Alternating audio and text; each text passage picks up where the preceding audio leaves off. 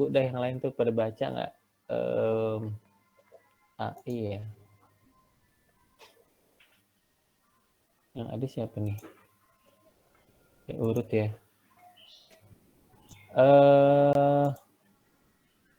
Mas Dedi ya. Mas Dedi duluan nih. Mungkin ada yang Ya Pak, mau ditanya kali. mungkin persiapan buat UTS kali ya Pak ya. Kan buat UTS. Berasa minggu depan udah UTS. Oke. Siapaan Ya UTS. masih sama dengan konsep yang sebelumnya Pak. Jadi kayak semacam mau eh, pengelompokan, terus penentuan warna gitu masih ya Pak ya. Eh,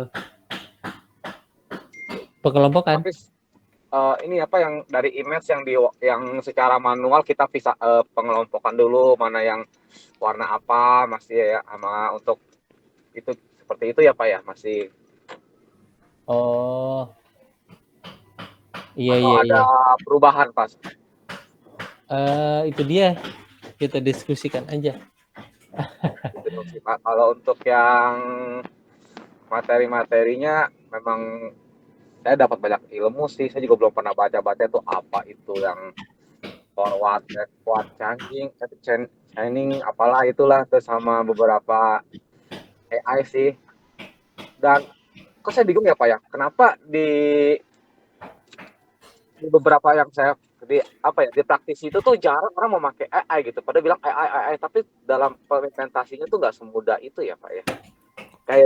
Kayak saya belajar di sekolah, begitu udah lulus sekolah terus saya prakerja nggak kepake gitu kayak belum nggak gitu kelihatan gitu.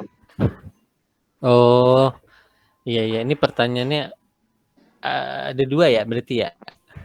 Ya Pak, yang saya masih bingung kalau ditanya lu AI lu ngerti nggak atau implementasi gimana, masih bu ya bingung juga gitu. Oke. Bahkan Ya. saya punya data banyak, saya mau bikin AI-nya gimana padahal data udah melimpah, mau konversi ke binary dulu atau berapa step pengelompokannya masih agak sedikit bingung sih gitu. Gitu sih Pak. Belum lagi kalau nanti diimplementasikan ke BI, yang saya masih bingung. Ke kayak BI tools gitu. Iya. Oke. Jadi pertanyaannya yang pertama UTS. Ya Pak. Nah, itu mungkin nanti saya jawab pas agak ramean ya. Siap-siap. Nah, terus yang kedua tentang kenapa pas di kerjaan belum nampak gitu ya? Iya, apakah memang masih sedikit atau sebenarnya udah tapi udah apa ya maksudnya uh, mungkin sayanya kali ya nggak terlalu mengikuti gitu. Mungkin sebenarnya udah kelihatan banget gitu mungkin. Iya. Oke, Mas Dedi kerjanya di mana? Saya kerja di perusahaan FMCG Pak. Jadi Apa tuh? uh, bisa dibilang kayak semacam retailer gitu Pak, barang-barang retailer kayak distributor, penyalur produksi sama distributor. Oh, kalau boleh tahu distributor. Oh, saya di Caplang Pak, minyak kayu putih. Jadi saya Oh, punya beberapa distributor. Kadang jadi saya data penjualan tuh banyak melimpah. Udah bikin beberapa reporting ataupun analisa tuh, tapi masih sebatas apa ya jatuhnya ya, data analis atau engineering. Paling bikin reporting bisnis intelijen ya bikin, cuman nggak ada menyentuh AI sekali, terus memprediksinya juga forecastnya nggak menggunakan AI, masih pakai yang standar gitu loh Pak. Kayak saya oke. udah merasa mentok gitu, apalagi mau dikerjakan semua, maksudnya secara data engineering udah, data analis udah, cuman AI itu kayak nggak tersentuh gitu. Oke. Jadi Mas Dedi kerja di Caplang minyak kayu, Iya Pak, iya minyak kayu putih. di bagian distribusi. Bagian salesnya Pak, cuman salesnya itu lebih ke data analisnya Pak. Data analis. Iya, jadi kayak memprovide dari sistemnya distribution, penjualan, stok segala macam. Saya punya data, saya olah jadi informasi, saya tampilkan dengan visual, udah sebatas itu. Nah, Oke. AI-nya saya belum dapat itu tuh benar-benar. Berarti lebih ke reporting ya? Ya, reporting sama lebih ke data warehouse juga Pak jatuhnya. Oh,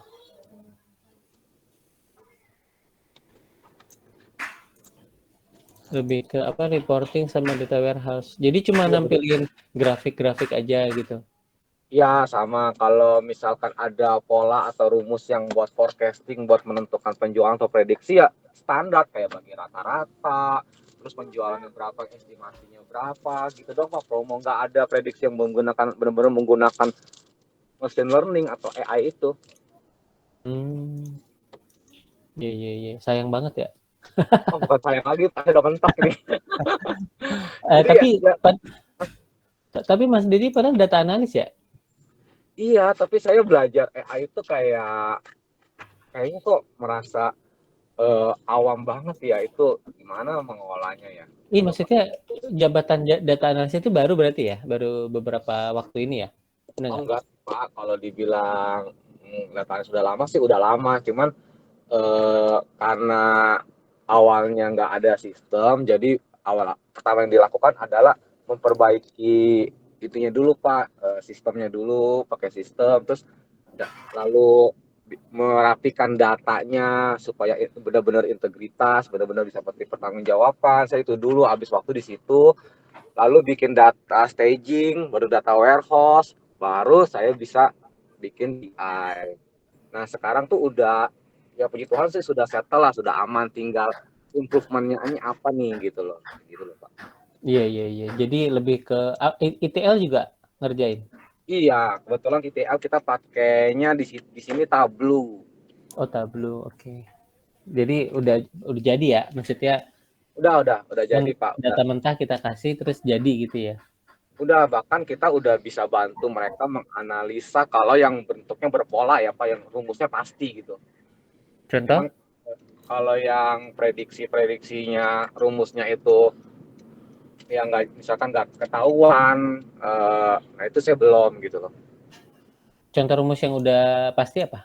Contoh misalkan kayak apa rata-rata mau kita nyebutnya apa ya, otomatis stok distributor tuh harus terfulfill terus, nggak boleh kosong. Jadi rata-rata 3 bulan penjualan kita bagi buffernya, kita tambahin buffer kayak gitu-gitu sih Pak rumus yang standar gitu. Oh, rumus Apa?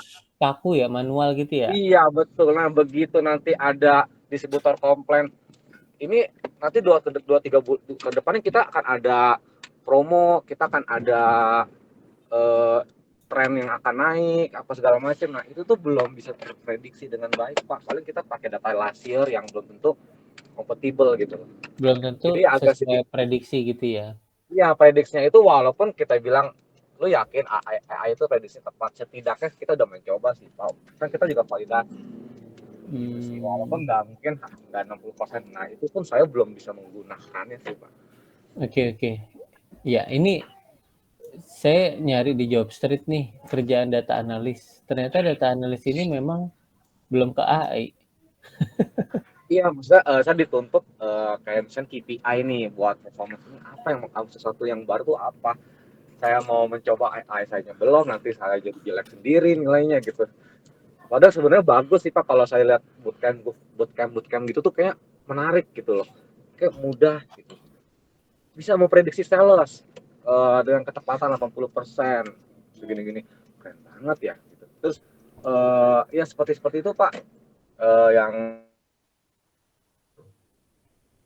Iya, iya. ini ya tidak sesuai gitu. Itu sih Pak. Mungkin saya metodenya salah kali atau step by stepnya salah gitu. Oke, ini kelihatan ya screen saya ya. Iya Pak. Nah, data analis itu tadi saya cek ternyata memang lebih ke reporting. Itu salah satu fungsi data mining. Tapi data mining itu ada banyak. Nah, ini kalau di data scientist, ini ada beginian nih, experience dengan machine learning gitu. Ada regresi. Ini yang kita pelajari di kuliah.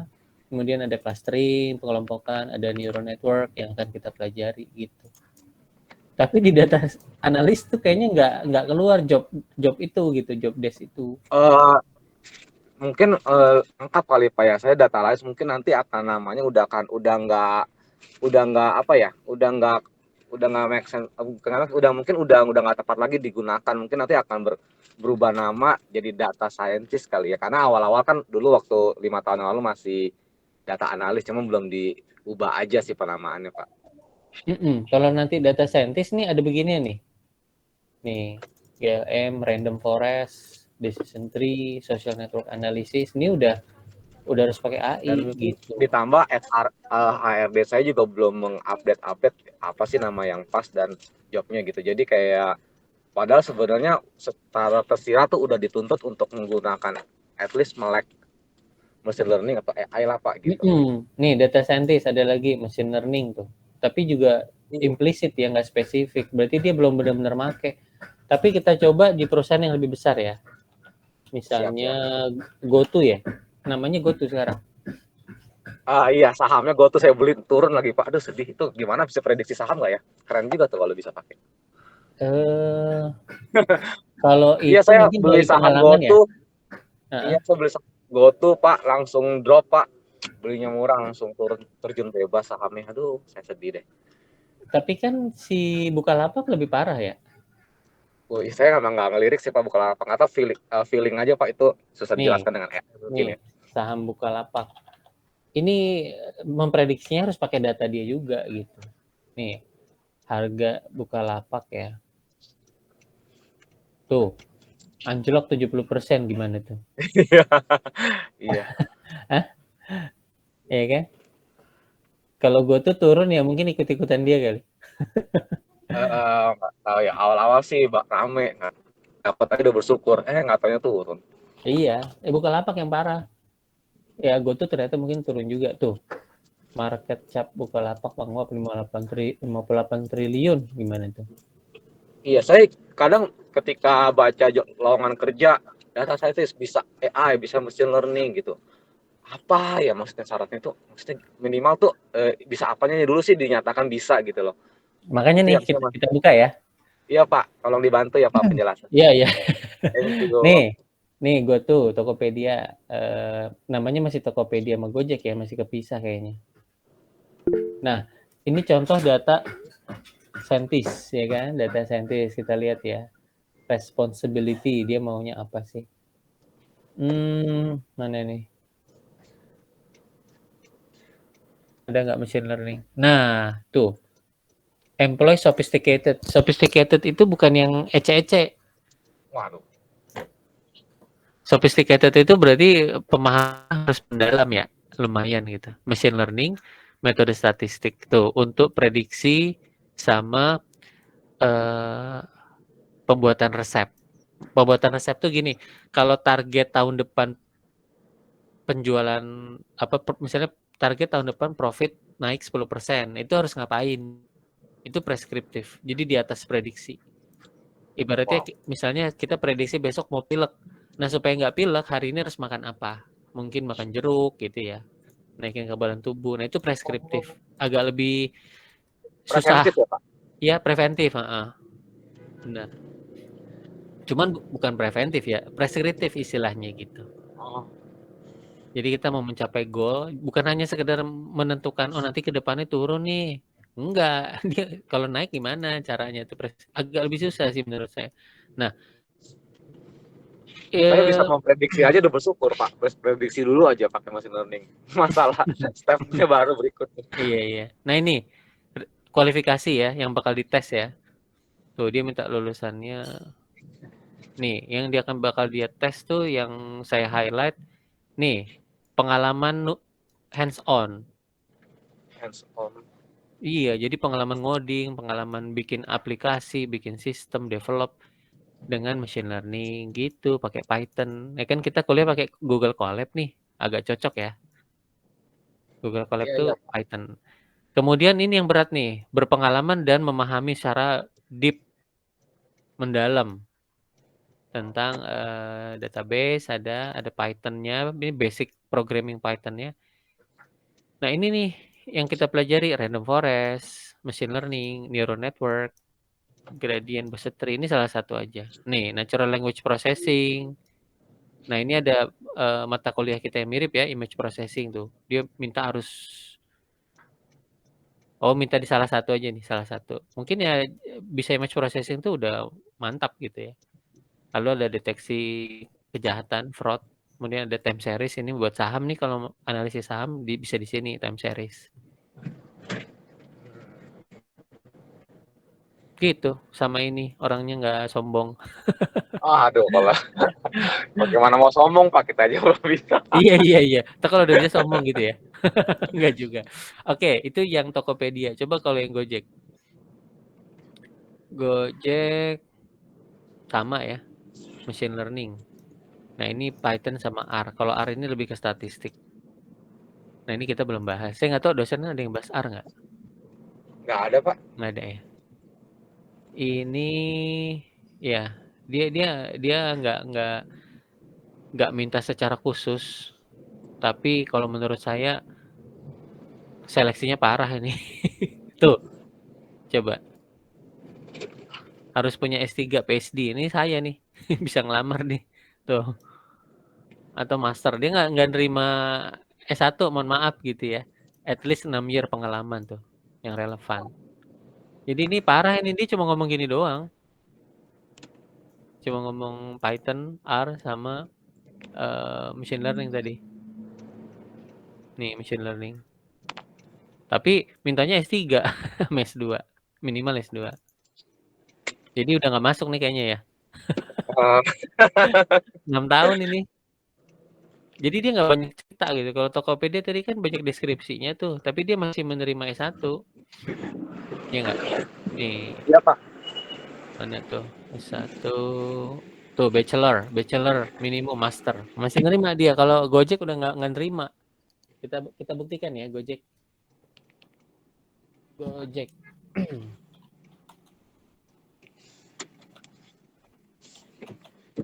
Gojek udah pakai AI belum kan gitu pertanyaan tadi. Sorry. Perusahaan kok pada nggak pakai AI, kita lihat.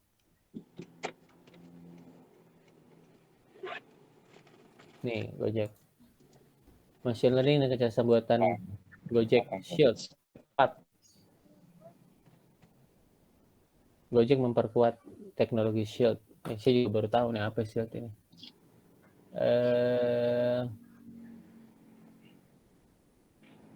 Nih, memanfaatkan, mendeteksi, menindak berbagai tindakan curang yang menggunakan mitra. Contohnya order fiktif. Nah, ini dia analisis di datanya nih, tapi pakai AI.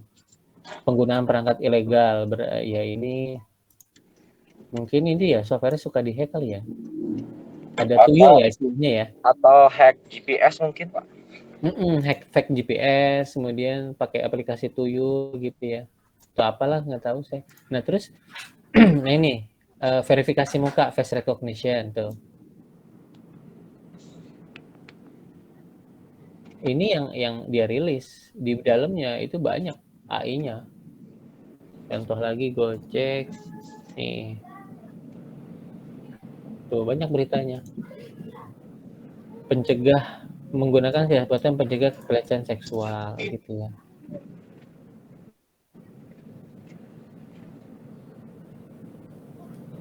Masih shield juga ya.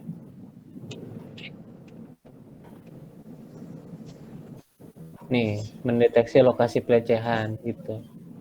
Kerjasama sama polisi. Jadi mungkin ada data kepolisian dia pakai ya.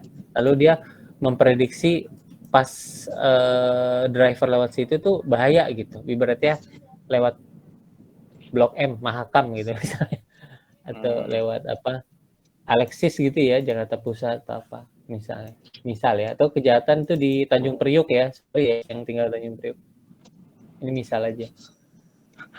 Tempat-tempat yang terkenal serem lah gitu ya di data polisi Pak itu. Habib kok tahu banget sih Pak? Ah, ya, saya sih nggak pernah ke situ sih. Cuman katanya sih begitu gitu. Ya kan, dengar-dengar ya. Oke, kemudian ini apa lagi nih? Nih, Gojek manfaat teknologi AI.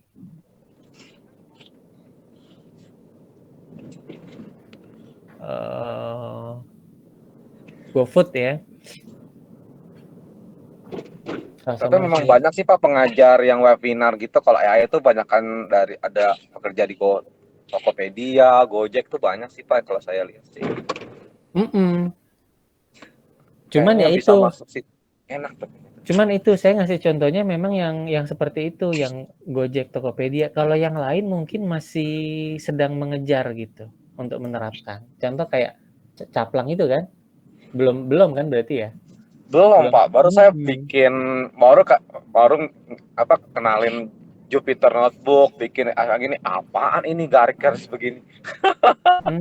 Tapi kalau kayak Telkomsel gitu ya, itu udah gitu. Kebetulan saya pernah ngobrol sama pejabat di atasnya tuh, mereka udah itu, udah menggunakan yang aneh-aneh, revolusi industri 4.0, Internet of Things gitulah kira-kira. Udah jauh banget. Tapi ya perusahaan yang gede, sebenarnya Caplang gede juga sih. Saya Tapi sih ya, malah berpikirnya saya apa hire third party untuk bikinin tapi dengan source code yang saya ambil nanti kita pelajari. Maksudnya belajar dari yang sudah ada. Jadi kayak semacam apa Pak Bapak bilang tuh outsourcing. konsep itu backward gitu. Jadi udah ada kita pelajari skripnya gitu sih Pak. Oh, reverse engineering. Iya, jadi beli jadi tapi source code-nya dikasih gitu. Kalau kita nanti Hmm, saat ada permodifan kita tinggal lihat. Tentu dengan ada basic, tapi setidaknya nggak bikin dari awal yang kita aja buta. Oke nggak sih Pak? ya oke. Oke itu. Makanya kan Jadi kalau rata-rata tadi Python ya, karena Python open source. Ya kan? iya, paling kalau udah sampai mentok kitanya nggak bisa ya udah kita enhancement lagi, bayar lagi kalau ada pengembangan. Setidaknya Iya. kita melihat seperti apa sih. Tapi sempat kepikiran seperti itu sih. Iya, iya. Ya cari aja siapa yang bisa bisa ngajar machine learning, AI, maksudnya bisa mentoring atau apa. Itu kan sekarang udah banyak tuh bootcamp apa segala macem. Nah itu coba aja jadi konsultan atau apa gitu ya. Nih, kelangkaan SDM tuh. Emang SDM itu langka gitu. Tuh, kelangkaan SDM di bidang AI itu selevel Gojek aja beritanya bisa ngomong kayak gitu. Gimana Berarti yang Pak di kalau ini bawah? langka tuh bisa dibilang gajinya cukup lumayan ya Pak ya salary-nya ya range cukup Gaji menjanjikan ya tadi Pak. ada tuh, tadi gajinya 10 juta sampai 14. Ya, mana tadi? Bukan yang ini. Kalau di Gojek di atas itu kayaknya. Ini data scientist tuh 10 sampai 14. Oh iya ya. Sama data analis nih gimana? Gedean saintis Pak. Data scientist ya. Nah itu kan di Nitio Infotech, kalau di Gojek kayaknya lebih tinggi lagi deh. Gitu. Jadi belum gitu. Kita memang belum. Cuman beberapa sih udah mulai ada gitu ya. Mahasiswa saya yang kerja, yang kuliah di BINUS contohnya, itu juga karena S2-nya Magister Teknik Informatika, ya mereka banyak di kerjaan mereka gitu. Nerapin apa misalnya kerja di apa ya? Tempat itu tuh perusahaan yang minjemin buat kredit atau apa, nanti dia analisisnya ke situ. Jadi sudah ada yang make, tapi masih di perusahaan besar gitu, masih di Gojek, Tokopedia gitu ya. Dan yang lain mungkin masih catch up, masih ngejar gitu. Mungkin gitu kali jawabannya.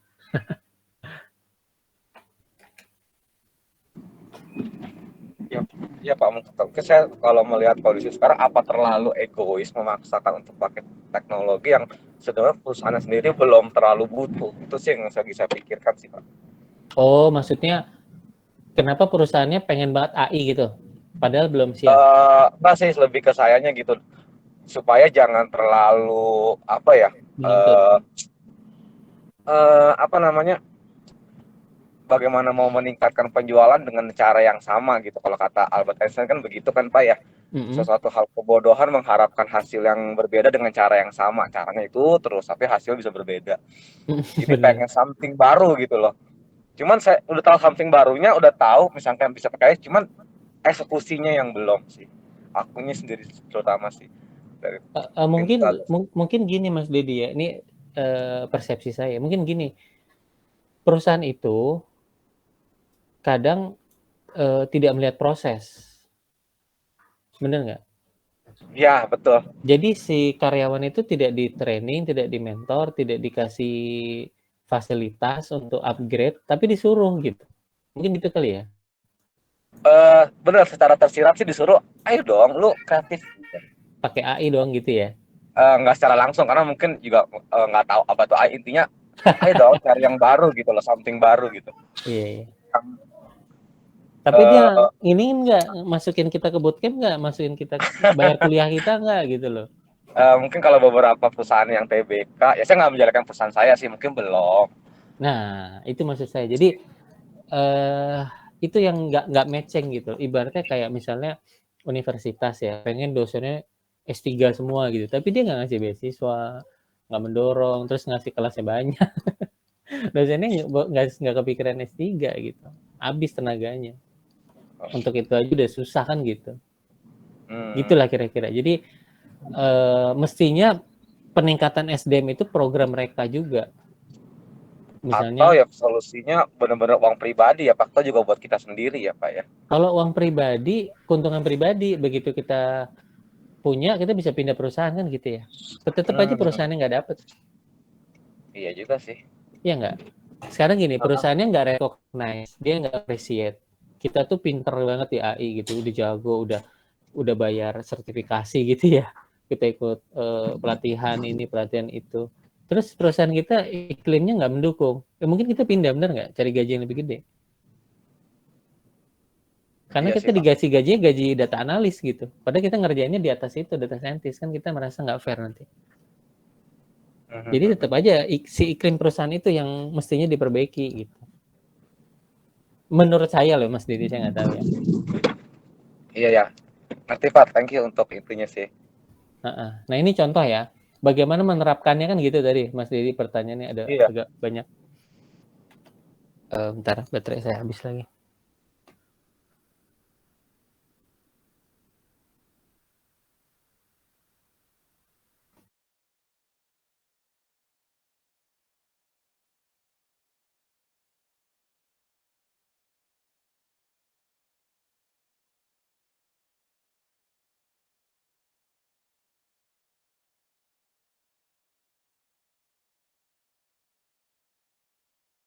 Ya ini contoh, ini mahasiswa S1 ya.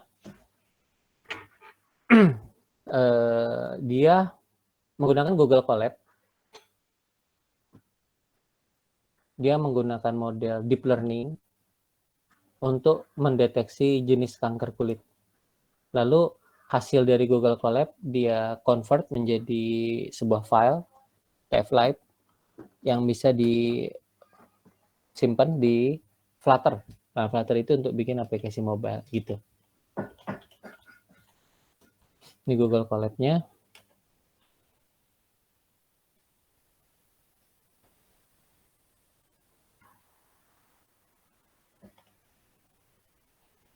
Jadi Mas Dedi bisa mengikuti pipeline dia nih.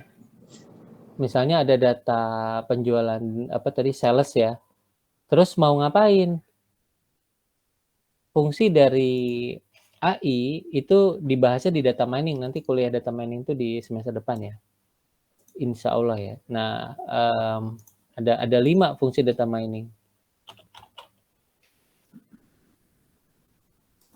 1, reporting. Nah, ini yang biasa dikerjain Mas Denny ini, reporting. Tarik database, bikin grafik, bikin laporan kan gitu. Mungkin mau prediksi juga bisa ya, tapi masih menggunakan rumus yang standar perspektif gitu, belum yang aneh-aneh. Nah, selain reporting kita bisa regresi. Regresi ini memprediksi angka. Jadi kita memprediksi secara spesifik angka. Misalnya berapa item yang laku bulan depan, itu bisa pakai regresi, kuantitas. Tapi kalau kita mau memprediksi sesuatu, bukan kuantitas, tapi kualitas. Kualitas itu termasuk label gitu, itu classification. Apakah ini wajah si A, wajah si B, ini gambar kanker, gambar orang kena diabetes, nah itu di classification ya, nggak ada angkanya, ini quality. Kalau regresi angka. Kemudian ada clustering juga, pengelompokan. Jadi ada data kita segmentasi, kita kelompok-kelompokin. Yang terakhir ada analisis asosiasi.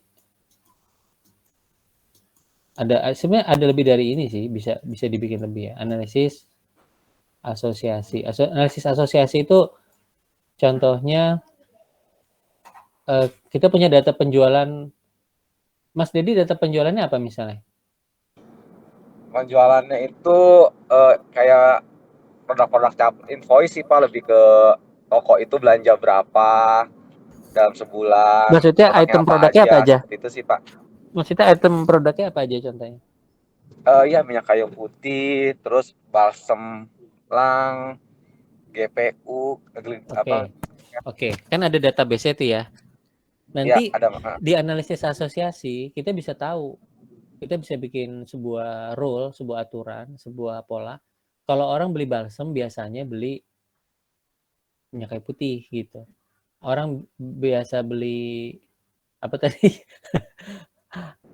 Ya Yang terakhir. kayak geliga gitu Pak. Nah, orang beli geliga biasanya beli balsem kayak gitu. Dia nggak beli yang lain, dia belinya itu aja. Jadi ada paket asosiasi, paket yang terasosiasi, terkelompokkan gitu, secara spesifik. Nah, yang mahasiswa saya ini dia lagi fokus di klasifikasi aja. Dia menggunakan AI untuk klasifikasi. Nah, ini dia pakai Google Colab. Dia punya data gambar ya, image. Data gambar, image. Nih, diambil dari Kaggle datanya. Mana dia?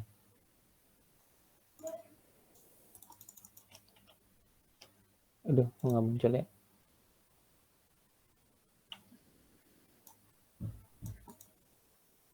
Nih, dia ambil dari Kaggle datanya kanker kulit.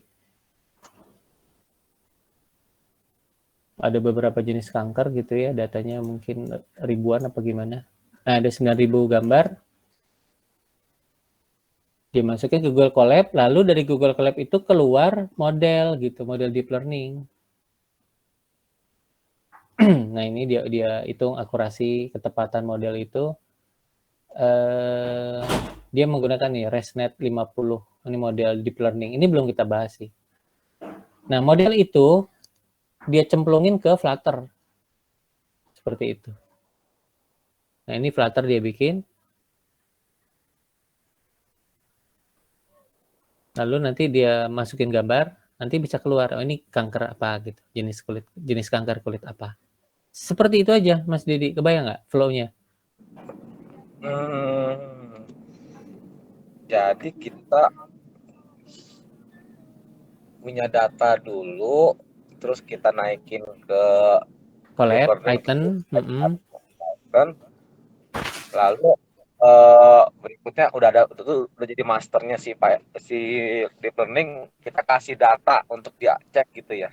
Ya, kita deploy dulu ke Tableau-nya, kita deploy dulu ke sistem aplikasi yang kita punya. Cuma kan kalau pakai Tableau, saya nggak tahu di open source apa enggak, mungkin enggak. Jadi kalau misalkan saya Pak, lebih spesifik, misalkan saya punya data penjualan 5 tahun ke belakang lah, saya punya, saya naikin semua tuh. Terus begitu kita mau memprediksi penjualan, parameter apa yang kita input untuk supaya bisa dicek dengan data yang ada itu, Pak? Nah, itu pembahasannya di semester depan sebenarnya, tapi nggak apa-apa, saya loncatin aja. Itu biasanya saya juga yang ngajar, nama mata kuliahnya topik dalam data mining. Nah, topik dalam data mining. Jadi flow-nya dalam data mining ini kan apa ya, penggalian data gitu ya. Jadi kerjaannya data scientist itu sebenarnya data mining. Nah, flow-nya itu tidak seperti Mas Didi bilang, dia tumplekin semua data.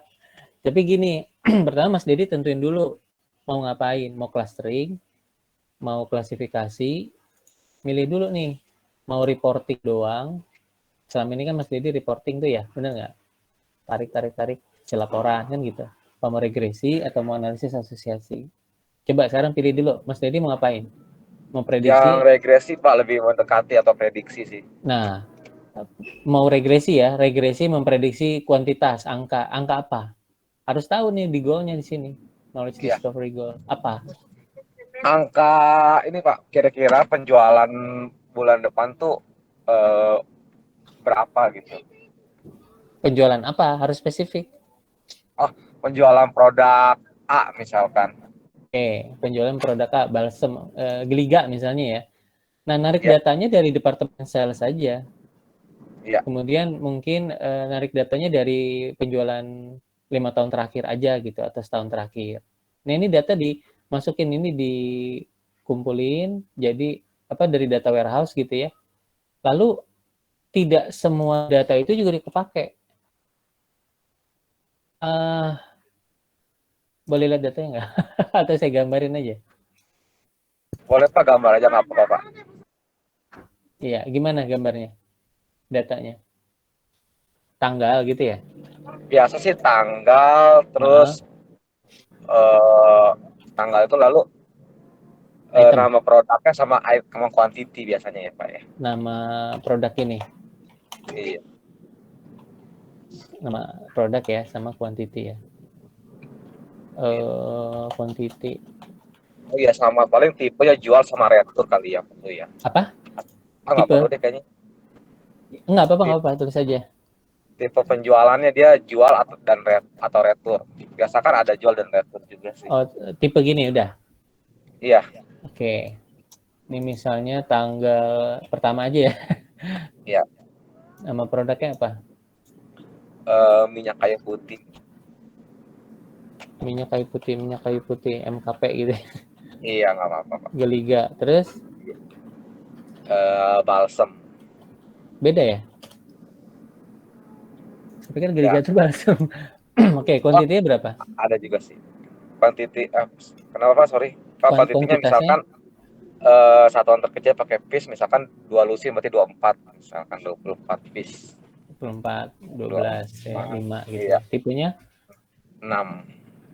6. Retur tadi bukan? Iya. Tipenya mungkin jual dulu aja Pak, anggap tidak ada retur. Jual gitu ya? Iya. Anggaplah ada retur ya. Retur gimana tulisannya gini?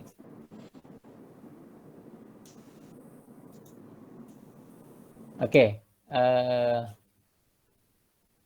Nah ini di sini mana tadi?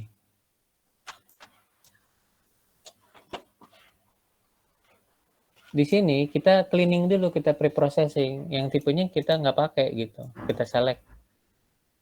Gitu. Itu di sini cleaning, reduksi data. Pre-processing gitu. Jadi kita makanya cuman 2 ini doang. Misal tanggal juga kita nggak perlu karena udah setahun udah selesai gitu. Kita cuma pakai 2 ini. Tapi ini juga menurut saya susah makainya. Nah, ini kan ada MKP gini ya, misalnya MKP pada tanggal yang lain lakunya cuma 20 gitu. Kemudian MKP lagi dan seterusnya gitu ya. Lakunya ada 6. Nah, di sini kita preproses lagi. Kita hilangnya di gamma bottom. Kita kan cuma mau ngelihat si apa namanya, Mas Dedi? Minyak kayu putih Pak. Minyak kayu putih doang gitu. Nah, ini di sini preproses. Kalau udah siap datanya tinggal dipakai, baru kita apa namanya terapin si fungsi data mining, regresi. Nah, di sini saya hilangin lagi nih. Tuh, tinggal ini. Ini biar gampang gini deh, berurutan. Jadi anggap aja kita punya data harian gitu. Mungkin hari keempat nggak ada yang beli, bisa aja.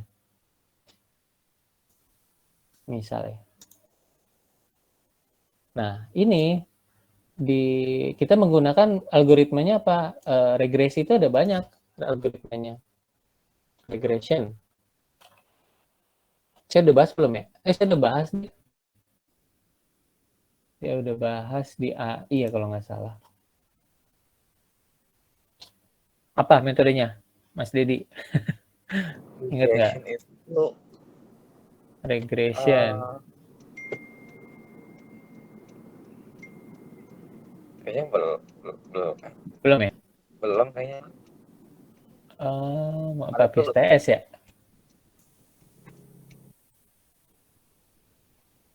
Nih regresi.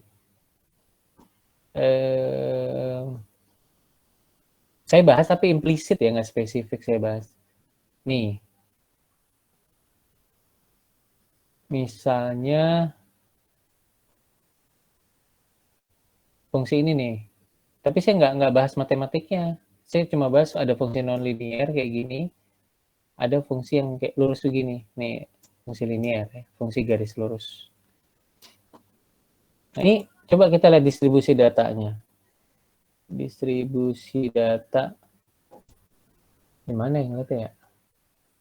Di view. Di insert kali ya.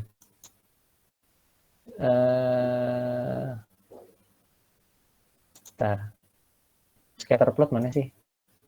Nah, ini kayak gini Mas Didi. Jadi ini titik-titik ini. Nah, di sini kita bisa nggak bikin fungsi garis lurus? Ini bisa pakai fungsi garis lurus. Mungkin trennya lurus gitu ya. Kalau trennya non-linear, kita pakai fungsi non-linear. Nah, ini contoh fungsi garis lurus begini. Nah, ini berarti Mas Didi bikinnya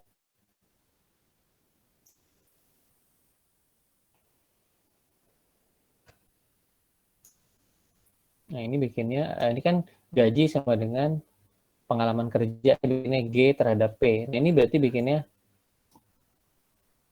apa Mas Didi? Sumbu Y-nya. Kuantitas Q terhadap date. Ya nggak? Jadi date ke-1, date 2, date 3, date 4. Nah, penjualannya berapa tadi? 24. Ini Mas Didi paham ya?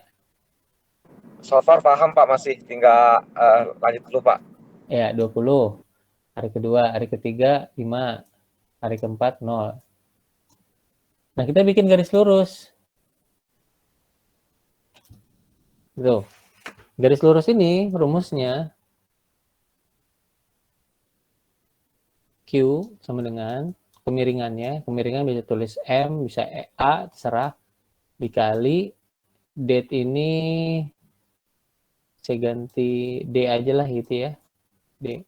M kali D tambah dia berpotongnya di sini. Terus saja N gitu ya. Jadi nah ini rumusnya. Tugas dari regresi kita mencari nilai kemiringannya M. Nih, kemiringan ini. Ini kan turun nih, kosotan. Set, miringnya berapa? Sama N. Gitu. Pak, sorry Pak, itu data Ya. mesti 1, 2, 3, 4 itu ya, nggak bentuk format date beneran ya? Kalau dibikin format date beneran, nanti misalnya 14 Mei, itu nggak bisa dikali M. Nggak bisa dikali. Kalau ada stringnya Mei gitu. Mendingan kita bikinin jadi angka aja 1, 2, 3, 4. Kita encode jadi angka 1, 2 biar simpel gitu. Benar nggak? Kalau ini 1 Januari gitu kan nggak bisa dikali sama ini M-nya. Misalkan kan saya ada sebulan, berarti saya mesti bikin 30 atau misal saya di 2 bulan berarti bikin 60 gitu ya Pak? Bagaimana? Kalau 2 bulan ya 60. Kalau 2 setahun bulan berarti date itu 365 hari. sampai 1 sampai 60 atau bagaimana Pak ya maksudnya? Iya. Misalnya data setahun, berarti ya 1 sampai 365 hari, kan gitu. Oh. Ya nggak? Oke. Tapi datanya kan tidak begini. Ini Terus penjualan saya begini mah memprediksi. bangkrut. Hah? Kenapa Mas Didi?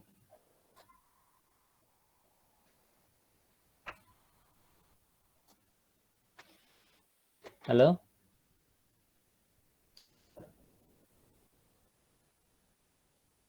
Putus ya? Jadi misalnya datanya nggak gitu, datanya kayak gitu terlalu hilang ya.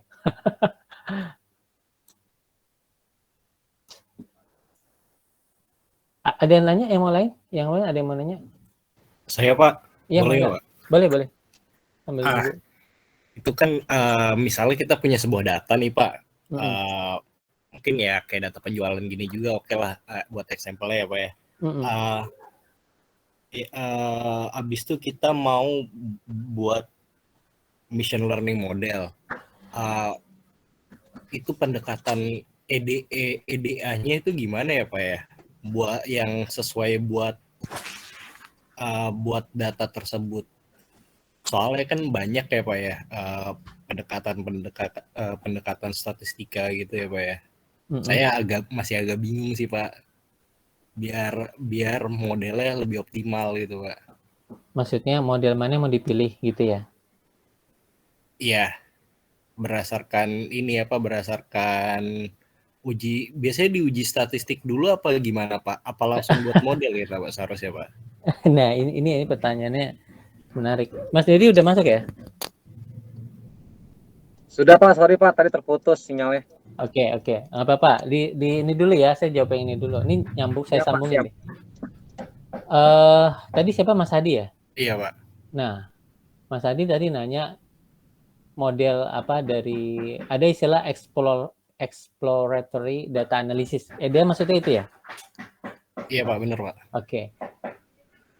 Exploratory data analysis itu kan modelnya banyak banget ya. Itu kan sebuah istilah umum. Nah, ini bingungnya kita punya data tapi kita pakai model yang mana gitu ya, Mas Hadi ya? Iya Pak, benar Pak. Tekniknya ini salah satunya, histogram, Iya, box plot, PCA. Nah, mana yang cocok? Itu saya susah ngejawabnya. Tugasnya Mas Hadi mempelajari satu persatu. Oh, jadi diuji satu persatu aja. Bukan diuji satu persatu. Kalau heat map itu dia biasanya digunakan untuk apa gitu. Misalnya untuk menggambarkan variasi kontur gitu ya berdasarkan warna. Kalau histogram ini dia biasanya menggambarkan untuk data yang sifatnya diskrit gitu. Jadi memang kita perlu memahami satu persatu. Box plot itu dipakai karena ada simpangan errornya nih. Ini ada standar deviasi nih di garis yang ini ada minnya rata-rata, tapi ada simpangan distribusi gitu. Jadi memang kudu memahami satu persatu. Atau melihat di jurnal, melihat di best practice, cari di Google. Nah misalnya kayak data yang saya gambar ini. Nah ini nggak bisa pakai box plot karena ini cuma scatter plot aja gitu. Kalau box plot itu kan datanya banyak sebenarnya gitu.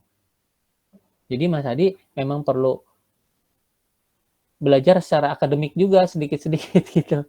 Ini memang cocoknya di mana gitu. Ini rasanya saya ada bahas data mining di sini, data exploration.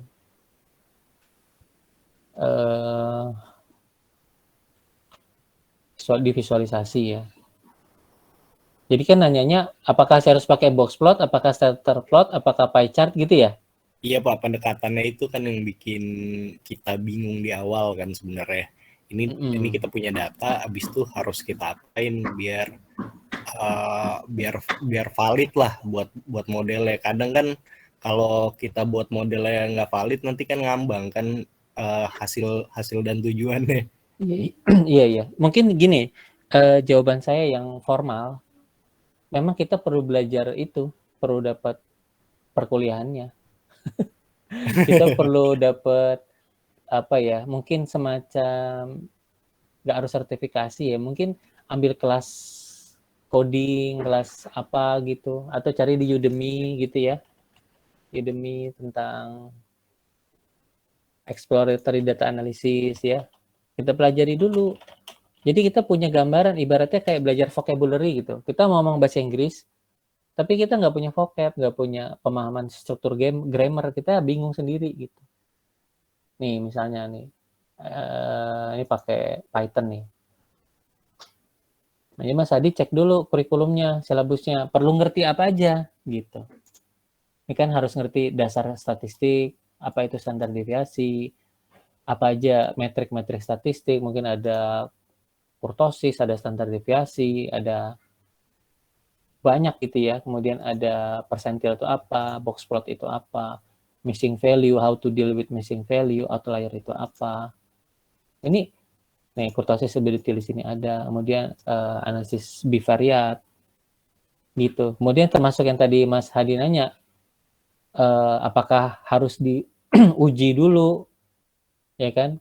Apa ada korelasi? Apakah dia uji-uji statistik yang lain kan gitu? Itu memang kudu dipelajari gitu. Gitu Mas Hadi. Baru nanti kita, oh menurut yang saya baca, kalau saya mau membuat regresi, saya harus begini dulu gitu. Saya harus pakai apa namanya, preproses dulu. Saya harus pakai histogram gitu.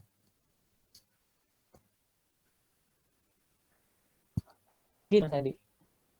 Karena tanya kan general, saya nggak bisa jawab gitu. Ini yang mana kasusnya bisa beda gitu pemilihan kita. Ibaratnya kayak saya memasak rendang, nah itu susah gitu jawabnya. Rendang yang basah, rendang yang kering, gitu. Itu perlu ada sedikit pemahaman akademik tentang rendang. Apa itu santan, kenapa dia nggak boleh kena tangan, nanti dia basi, kemudian apinya harus kecil, kenapa? Ada sedikit-sedikit teori lah yang kalau nggak cari mentor gitu, langsung diskusi nanya. Permasalahannya memang karena kita belum membangun vocabulary-nya gitu. Kira-kira gitu Mas Hadi, menjawab nggak? Lumayan Pak. Lumayan bingung ya. Jadi simpelnya Mas Hadi cari di Udemy, cari di apa namanya buku textbooknya, lihat daftar isinya apa aja yang hal-hal yang perlu dipahami gitu. Nggak urus semua, nggak, jangan mendetil, nggak bisa. Ibaratnya kita mau bikin rumah, kita memang nggak perlu jadi tukang, cuma kita ngerti keramik itu ada yang tebal, ada yang tipis, ada yang gampang retak. Kita ngerti besi, buat besi itu ada yang 12 mm, ada yang 10 gitu. Bata itu ada bata ringan, bata merah, semen itu ada beda-beda, ada semen merekat apa gitu. Palingnya kita ngerti dasar, baru bikin rumah gitu. Tapi kalau kita benar-benar ngeblank ya, kita harus ada konsultan, harus ada orang yang ngerjain itu. Tapi kan masalahnya Mas Ari mau ngerjain juga gitu, terjun langsung ke lapangan. Jadi tetap harus ada vocabnya. Nah sekarang kan masalahnya vocabnya kurang kan, bener nggak? Bener. Dengar ini baru. Ya bingung dong. Sama aja kayak kita baru pertama kali ke Singapura gitu, belum bisa bahasa Inggris itu pasti ngeblank. Kita harus dikit-dikit bisa ngomong bahasa Inggris. I want to buy apa gitu, lama-lama baru kita bisa berinteraksi gitu. Jadi persoalannya di pengetahuan dasarnya itu sebelum kita apply. Mungkin gitu. Lebih ke pemahaman metode ini untuk pendekatan apa gitu ya Pak ya, berarti ya Pak ya? Nggak perlu memahami detail, karena kalau detail kan repot ya. Saya mau bangun rumah bahas keramik, tapi yang saya bahas keramiknya saya salah baca gitu. Saya baca di jurnal keramik, cara pembuatan keramik secara fisika kimia gitu. Keramik ini heatingnya bagaimana, temperatur. Ini saya jadi engineer keramik nanti. Surface-nya segala macam. Ini saya baca, saya akhirnya mabok, terus saya juga nggak jadi-jadi rumah saya gitu. Tapi kita perlu pengetahuan umum aja. Box plot itu apa? Standar deviasi apa gitu. Kadang yang saya duga ya, standar deviasi kita udah lupa, bener nggak? Bener Pak. Saya udah lupa sih statistik masalahnya. Iya, padahal standar deviasi itu sesuatu yang sederhana. Contoh ya, jadi pemahaman kita yang kurang itu yang membuat kita jadi bingung, serba bingung gitu ya. Standar deviasi itu gini deh, misalnya kita punya data, apa ya?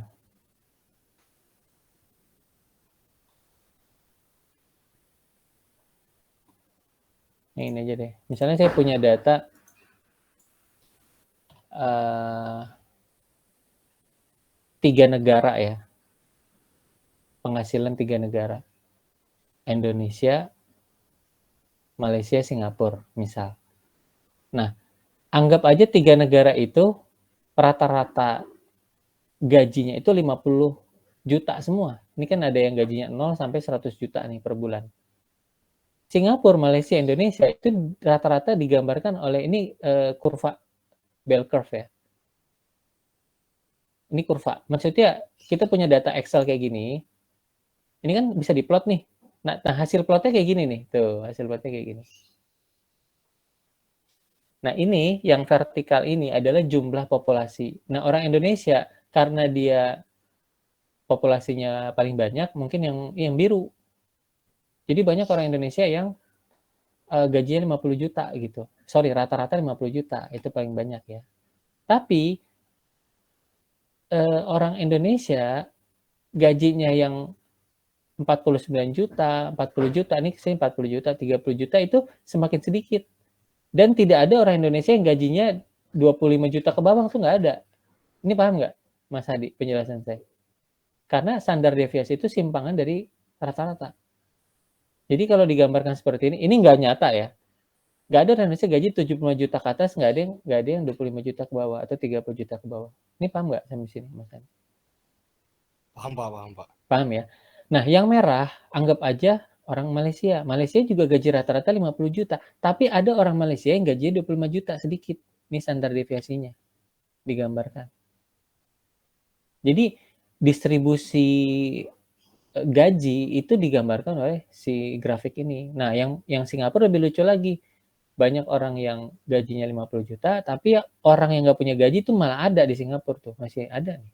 Orang yang gajinya 100 juta juga ada di Singapura. Nih. Gitu. Nah, sekarang kalau saya punya sebuah data. Saya punya data misalnya. Nih, datanya gaji orang Indonesia 10 juta misalnya. Lalu saya plot grafiknya begini. Ini di sini anggaplah 8, di sini 12. Saya mau nanya nih Mas Adi. Tes ya. Ada nggak orang Indonesia yang gajinya di bawah 8 juta? Ada nggak? Nggak ada, Pak. Nggak ada. Yang di atas 12 juta? Nggak ada. Ada. Nggak ada. Yang di atas juga. 12 juta nggak ada. Dia mentok di sini grafiknya. Di 10. Di sekitar 10. Nah, atau misalnya gini, ini Singapura. Singapura itu begini grafiknya. Nggak kelihatan udah ada loncengnya nih. Ini 20 juta. Pertanyaan saya, berapa gaji orang Singapura? Semuanya. 20 juta, Pak. 20 juta. Nggak ada yang gaji 19, 18. Nggak ada yang nggak digaji. Nggak ada yang gaji 25, nggak ada. Jadi standar deviasinya berapa nih di sini? Di Singapura? 0. Nah, di sini ada standar deviasinya. Semakin besar standar deviasi simpangan, nih, yang hijau ini standar deviasinya 20, paling lebar gitu ya. Semakin ke 0, berarti nggak ada distribusi, nggak ada variasi di populasi itu. Nah, itu standar deviasi doang. Nah, Mas Adi mau pakai box plot, mau pakai apa, itu juga harus dipahami juga box plot itu apa gitu. Sekarang kan udah ada YouTube. Coba aja nonton YouTube tentang box plot gitu. Tapi kita luangin waktu. Hari ini, hari ini belajar regresi, hari besok belajar apa gitu. Nah, sekarang persoalannya ketika kuliah banyak sekali, kalau saya lihat nggak banyak sekali sih. Kadang kuliah itu cuma jadi hafalan doang, benar nggak? Ini adalah ini, terus nggak dipakai. Sama kayak si Mas Didi tadi ya, Mas Didi ya. Kuliah ini, pas kerja nggak kepake gitu ya, tadi Mas Didi. Halo, mana ini Mas Didi? Ya gitulah pokoknya, gitu Mas Adi.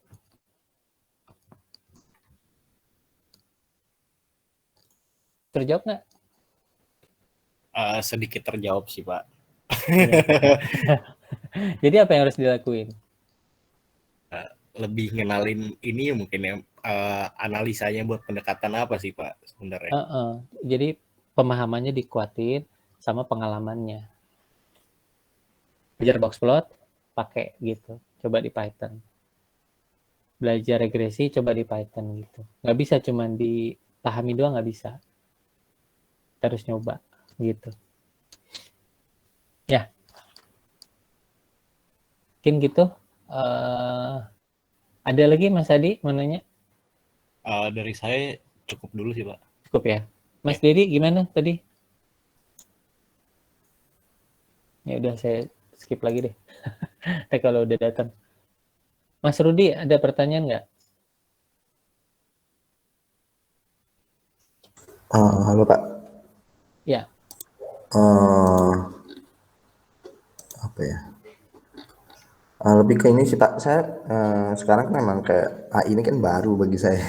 Kayak ya sebenarnya kemarin kan pilihannya antara yang enterprise ataupun AI. Tapi saya lebih tertarik ke AI ini karena kayak sekarang kan zamannya kayak semuanya mau by itu kan data yang diolah terus kayak ada machine learning segala macam. Cuman itu sih kalau saya sebenarnya kesulitan di AI-nya itu lebih ke itu sih, karena masih baru ya sama kayak Mas Hadi tadi sih masih bingung aja kayak pakai yang mana gitu ya sebenarnya gitu ya. Terus kayak untuk case yang ini misalkan kayak untuk misalkan kita mau bikin machine learning gitu kan, lebih enaknya pakai metode yang mana gitu, persamaan yang mana. Terus untuk membuktikannya juga sih Pak, kayak untuk membuktikan yang udah kita bikin itu bisa jalan dan benar gitu, itu agak bingung sih Pak jadinya gitu. Oke, ini tips dari saya ya, saran dari saya. Best practice itu banyak dibahas sama salah satunya Google AI ya. Jadi Google tuh banyak nyediain best practice, resep-resep masaknya, masak yang cepat. Kemudian ya, cara yang praktis. Nah, ikutin aja tutorial mereka gitu. Kemungkinan besar kita akan sesuai mainstream, sesuai tren. Contoh, Mas Rudi mau ngapain coba? Saya cari ini. Misalkan pengen bikin kayak tadi lah, misalkan prediksi saham Pak gitu Pak. Prediksi saham. Bahasa Inggrisnya apa? Apa ya bahasa Inggrisnya? Stock prediction. Stock prediction ya. Ya udah cari aja di Google stock prediction, Google Colab. Keluar nih recurrent neural network, ada LST, ada ini umum ya, ini belum dibilang apa. Ada yang bilang ini deep learning sama LSTM. LSTM itu apa? Cari aja long short term memory gitu ya. Kemudian kita ambil yang paling atas aja, recurrent neural network. Nah, tadi kan Mas Rudi nanya pakai metode apa? Ya udah pakai yang ketemu aja di Google. Nah, kemudian pelajari satu persatu. Kalau bisa jangan ada yang miss. Ini buat apa sih? Ini buat apa? Ini pentingnya detail itu di sini. Kenapa arsitek itu mahal? Ya kan, orang bikin rumah pakai arsitek jadi mahal ya rumahnya. Mahal banget gitu ya. Beda sama kalau kita arsiteknya kita sendiri, nggak ada biaya arsitek, lebih murah kan budgetnya. Cuman arsitek itu kenapa mahal? Karena dia detail. Nah ini saya coba aja langsung ya. Ini mau prediksi saham nih, saran aja ya. Jadi ini best practice-nya ya udah coba aja apa yang sudah dikerjain orang, tutorial yang dikasih orang, Mas Rudi tinggal pakai dan pelajari. Pelajarinya yang lengkap dari awal. Contoh ini tadi data mining itu tentuin goal, misalnya Mas Rudi prediksi saham goalnya. Kumpulin datanya dibersihin, diproses, lalu terapin data mining. Di sini data miningnya dia pakai recurrent neural network. Nih. Kemudian evaluasi hasilnya. Kalau kita bangun rumah, kita nilai rumah itu berkualitas dari mana, Mas Rudi? Dari tampilannya, dari desainnya ya, tampilan, dari warna catnya, dari kamar mandinya bisa disiram apa enggak. Gitu kan kita tes kan, Iya, iya. lampunya bisa dudukin apa enggak gitu. Itu ukuran-ukuran sama ketika kita pakai recurrent neural network, decision tree, itu ada ukuran-ukuran standar, ukuran kualitas, akurasi, indeks segini, presisi, apa gitu ya. Nah, ini dicoba error nih. Nah, pertama kita bahas dari yang pertama dulu nih, GitHub. GitHub ini dia mengklon codingannya kayaknya ya. Nah, ini recurrent neural network-nya apa? Dia jelasin di sini. Ini adalah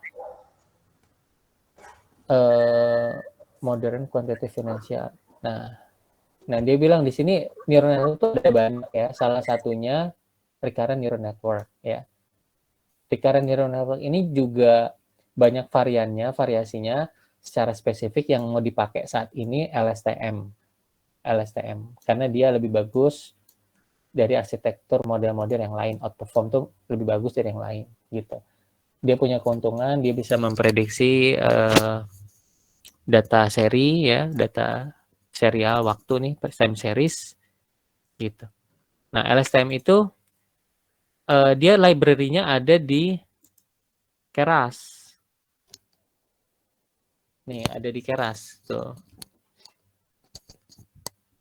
Kita akan membuat penggunaan LSTM itu sangat sederhana menggunakan Keras. Nah, ini Keras nih, from Keras. Dia ini metriknya, dance dropout activation. Jadi Mas Rudi tugasnya mempelajari ini satu persatu gitu. Ini kan nggak banyak nih, 1, 2, 3, 4, 5, 6, 7, 8. Ya mungkin 10 menit masing-masing, 80 menit, sejam lah udah paham nih. Besok lanjut lagi.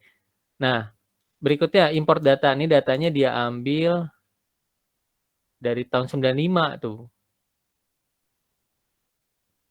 Dan dia ambil hanya head-nya doang. Head-nya doang ya 1, 2, 3, 4 gitu ya.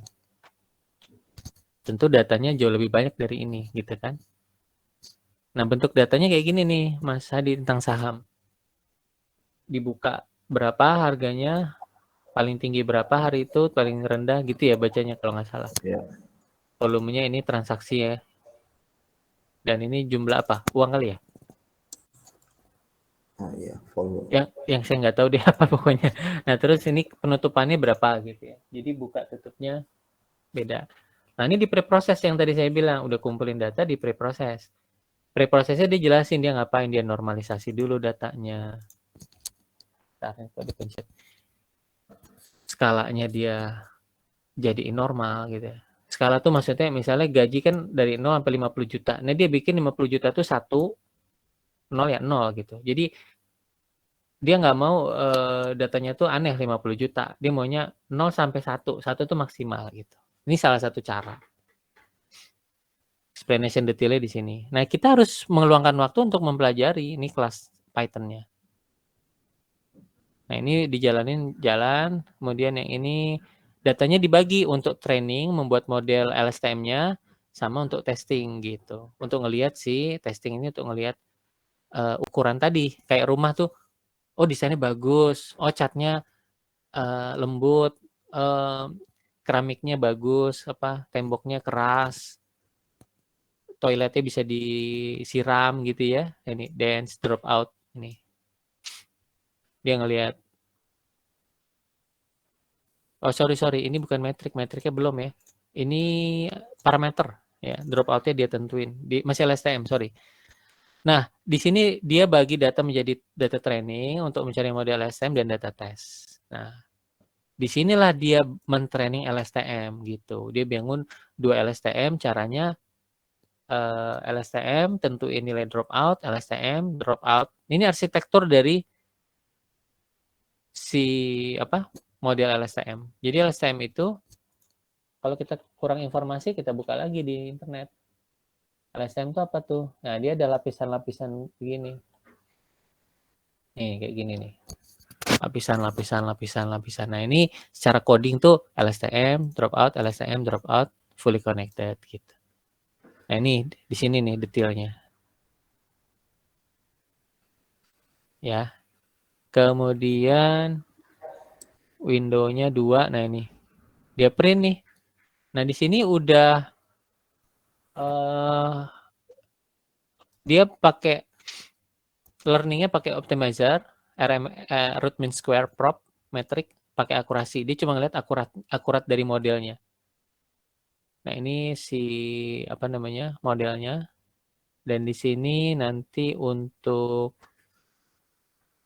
hasil trainingnya gitu ya. Sorry, pre-process ya. Nah, di sini pas di build error ternyata. Ini nggak bisa, ini error. Train otomatis error semua. Tapi kalau berhasil, ini prosesnya. Ini di run truk, jalan, kemudian ini hasilnya gitu. Jadi saya menjawab pertanyaan Mas Rudi, pakai metode apa? Pakai metode aja, cari yang udah biasa dipakai sama orang-orang, LSTM misalnya. Gitu. Ukurannya akurasi bisa. Ya udah. Tapi ini masih banyak metode lain, ya nggak apa-apa gitu ya. Mau cari yang AWS juga ada. AWS misalnya stock prediction. Stock prediction ya benar. Nih, AWS sampel.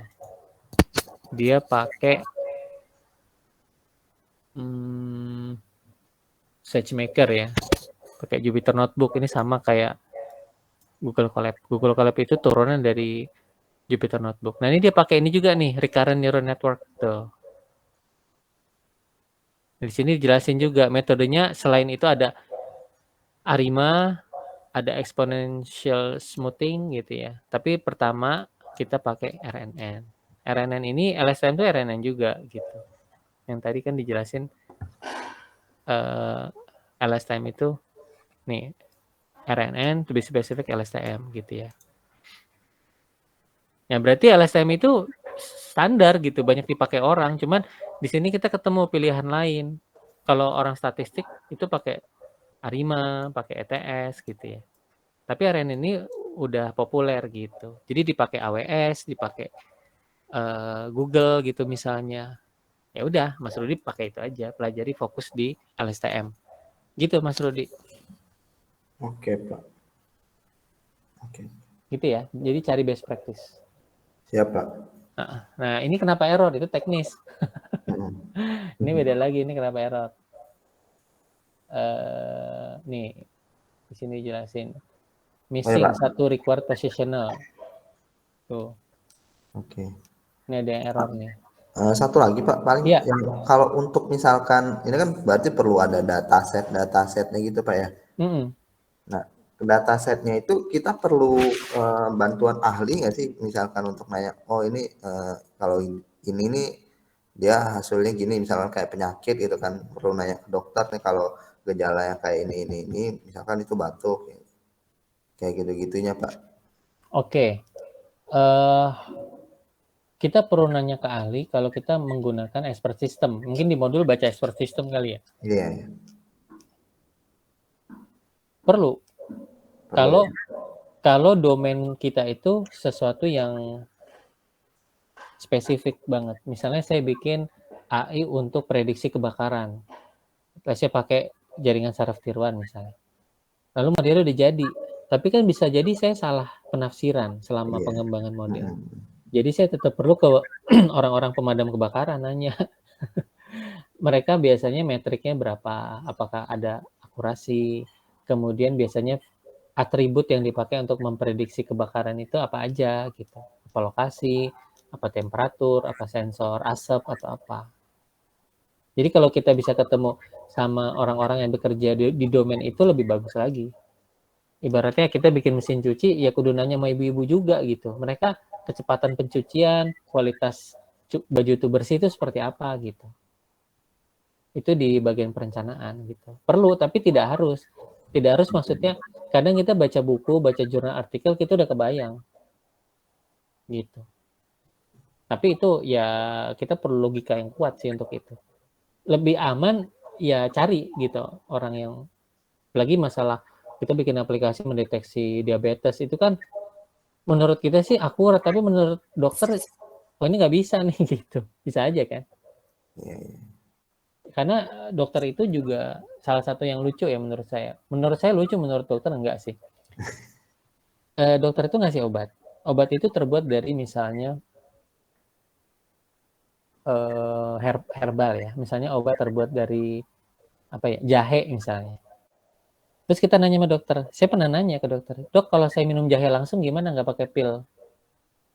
Dokternya nggak setuju.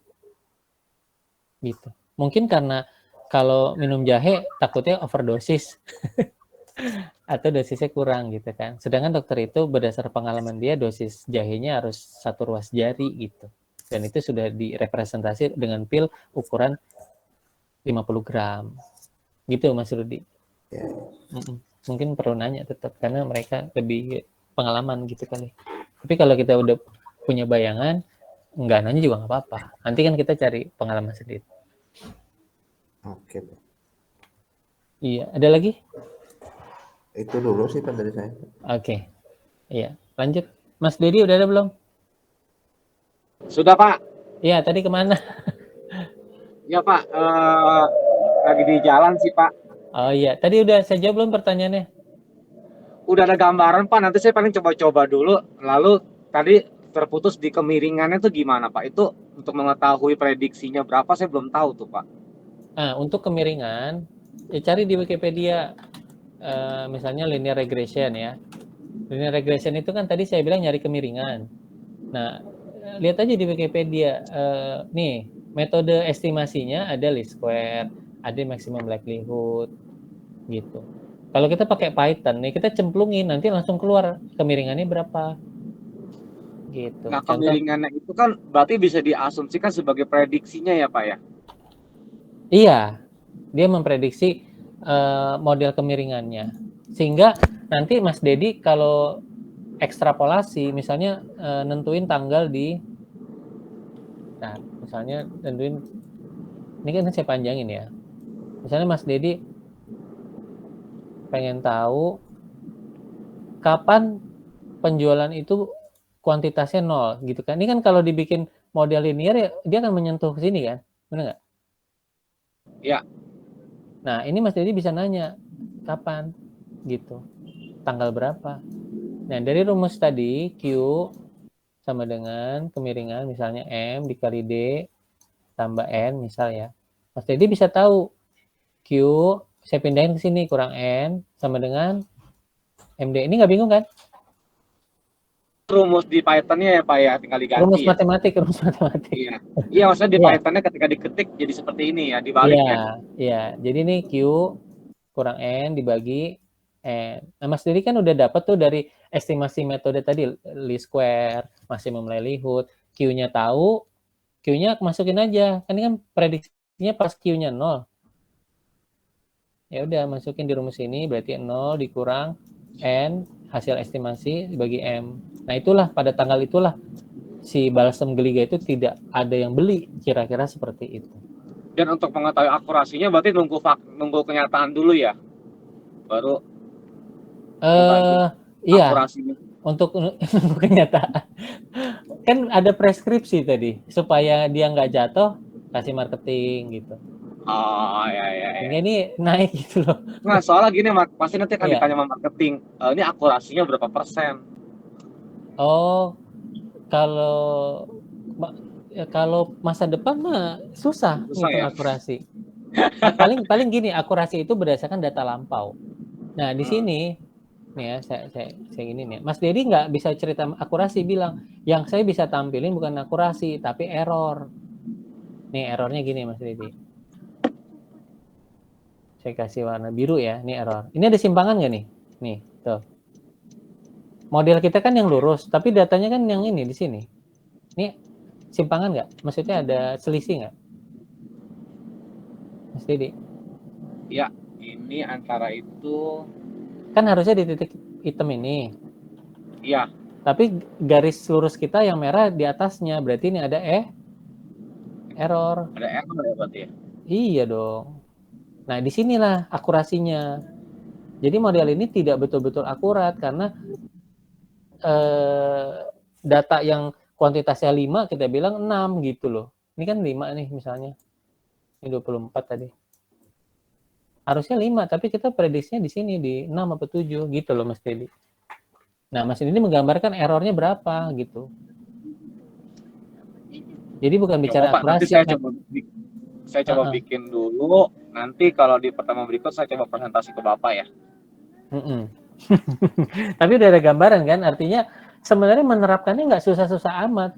Permasalahannya kita memang mungkin belum dapat tutorialnya gitu, belum terlalu paham gitu.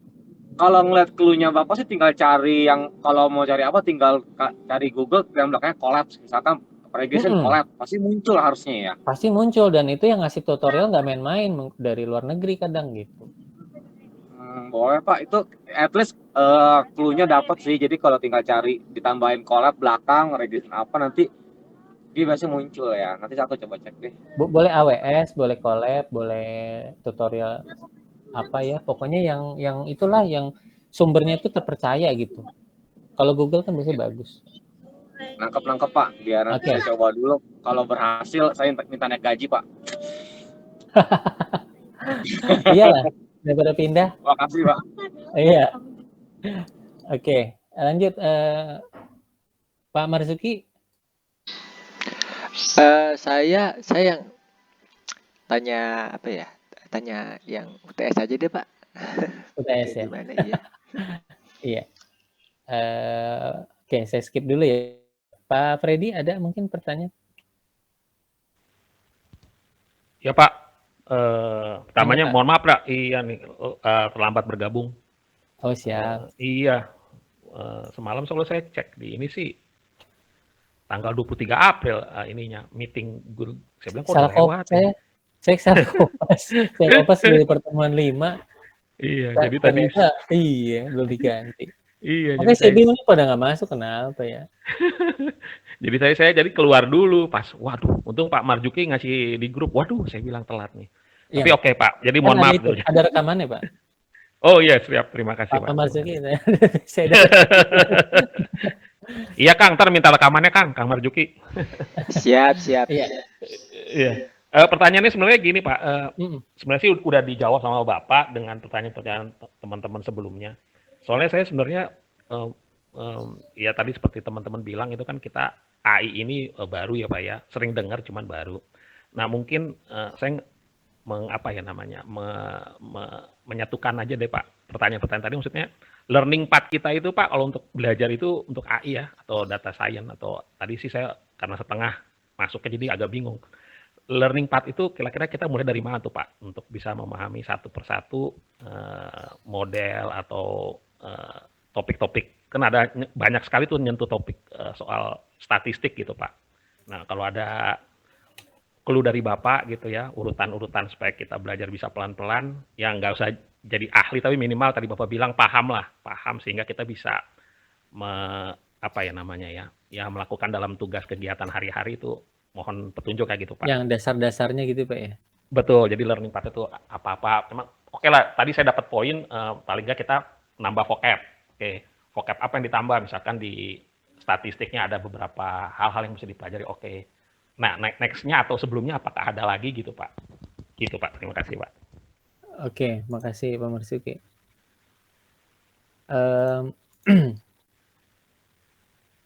Bentar ya. Saya siapin dulu.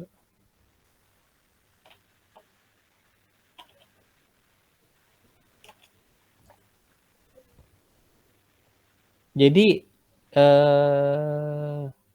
kalau learning path yang simpelnya menurut saya nih ya, Bapak cek di Udemy aja. Gitu. Oh, oke. Siap. Bentar, saya ada sih contoh yang dari Google, bentar. Karena kita kirim mahasiswa kita di program Bangkit tuh. Cuman saya lupa di mana ya. Itu ada pad-padnya sih. Oh iya, oke Pak. Jadi gini Pak, Bapak cari aja di internet lagi nih. program-program yang menyediakan itu. Kalau di Kominfo tuh dia punya Talenta Digital. Talenta Digital. Bapak tergantung mau apa, data scientist, Kominfo ya, ini dari Kominfo. Ini gratis tahu saya sih. Pernah cek ini Pak? Belum? Belum Pak, kebenaran Belum. belum tahu tuh. Nah ini Iya Pak. pelatihan pengenalan AI ini berarti basic ya. Iya betul. Nah ini basic nih.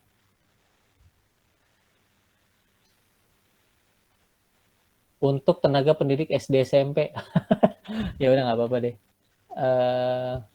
Nah ini mungkin cari yang pas sama kita. Nah ini silabusnya ada di sini. Tuh learning path-nya ada.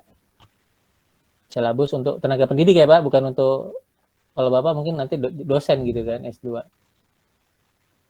Nah ini learning path-nya nih, kurikulumnya ya. Iya Pak. Iya. Perkenalan, kemudian ada langsung MIT Postblock, ini ada platformnya kayaknya. Oh dia pakai itu. Ya gitu doang. Oke, kalau yang bangkit, mungkin karena guru kali ya. Kalau yang bangkit ini kayak gini nih learning path ya Pak. Modul pembelajarannya. Ada inisiatif proaktif, memulai dasar pemrograman, refleksi diri. Nah ini nih, langsung dia kenalin ke deep learning. Deep learning TensorFlow. Kemudian ada capstone project. Oh dia langsung ke deep learning ya kayaknya. Atau kita ke Udemy. Ya. Jadi Bapak cari beberapa sumber-sumber kurikulum. Misalnya apa? Artificial Intelligence. Cari aja yang paling laku course-nya. Coba ya, paling laku. Nih. Berapa nih? 20 ribu ya. Nah, ini kayaknya termasuk paling laku nih. Ini harga standar ya 799. Kalau diskon 100 ribuan. Tunggu aja berapa hari tadi diskon.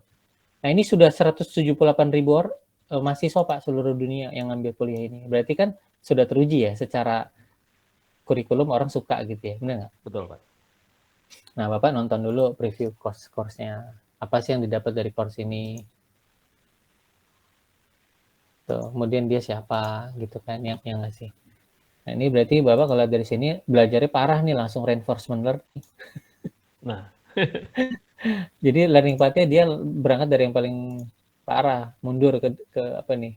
Deep Q learning. Kemudian banyak ya. Nih, convolution neural network yang saya bahas malah di akhir-akhir artificial neural network. Dia kayaknya dari yang paling susah deh. Ini agak lucu nih baru kali ini saya ngeliat nih. Biasanya dari yang paling gampang dulu, basic-basic, ANN dulu, CNN, baru ke yang ini gitu. Dia kebalik cara berpikirnya nih. Nah, mungkin ini yang bikin dia unik ya. Ibaratnya Bisa tadi jadi. kata temannya reverse engineering tadi gitu. Iya Pak, betul. Bisa jadi Pak. Jadi Bapak bisa bikin mobil, belajar dulu baut, mur, kayak di STM. Lama-lama apa? Waktunya habis tapi nggak bisa-bisa betulin mobil. Misalnya gitu. Kelamaan gitu belajar. Kita kan kalau belajar teknik tuh kuliah mekanika engine teknik mesin gitu kan. Ini berat, baut, besi, kelamaan gitu ya. Tapi kalau kita hands on, langsung taruh di bengkel, bongkar mobil, pasang ulang gitu kan gitu. Beda tuh. Nah mungkin ini dia termasuk yang itu nih. Dia langsung virtual self-driving car, software problem, Q learning, deep. Baru dia mundur ke bawah. Ini agak aneh nih buat saya. Tapi mungkin keren kali. Nah ini Bapak bisa ngikutin learning path Udemy. Tapi Udemy juga banyak Pak. Ini ada deep learning AI. Ini saya rasa beda nih. Ini mahasiswanya berapa? 35.000 banyak juga lah. Nah ini Google Colab tuh Pak.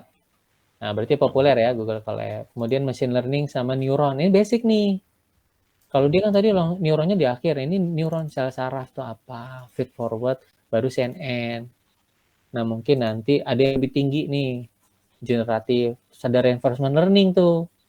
Baru tinggi. Nah, ini kan agak kebalik sama yang tadi. Kalau tadi enggak. Baru-baru langsung reinforcement gitu. Ibaratnya kita mau bikin rendang kalau belajar sama ibu-ibu yang nggak suka akademik, ya udah langsung bikin aja jadi gitu. Tapi ada juga yang theoretical diajarin dulu, ini santan harus beli di sini, ini bumbunya harus begini gitu. Terus bikin rendangnya kapan? Nanti tahun depan kan gitu, atau 3 bulan lagi, kelamaan gitu. Iya betul Pak. Ya mungkin Bapak ikut Udemy, coba yang itu dulu Pak, yang tadi tuh, yang unik tadi, Siap. yang 173.000, jadi langsung reinforcement gitu Pak. Betul. Gitu Pak Freddy kira-kira. Iya. Terima kasih banyak Pak. Terima kasih. Iya. Ini juga ada Orbit ya. Ini punya Ilham Habibie. Maksudnya foundernya kalau nggak salah. Saya jadi mentor juga di situ, kemarin ditawarin, cuma karena waktu ngajarnya bentrok jadi belum. Oke, sekarang lanjut ya bahas UTS. Nah, UTS itu saya kasih pilihan, apakah mau kirim paper ke sini? Yang kemarin tuh saya share. Ya kan? Kebetulan saya speakernya, dan ini gratis katanya ya. Ini katanya gratis kerjasama Esa Unggul ya. Tapi ini tidak Scopus ya. Kalau Scopus biasanya bayar Pak Marzuki. 4 juta, 5 juta gitu ya. Tapi karena ini nggak bayar ya. Jadi pilihannya apakah mau kirim ke sini project UTS. Tapi kalau susah ya paling soal saya itu kira-kira seperti ini.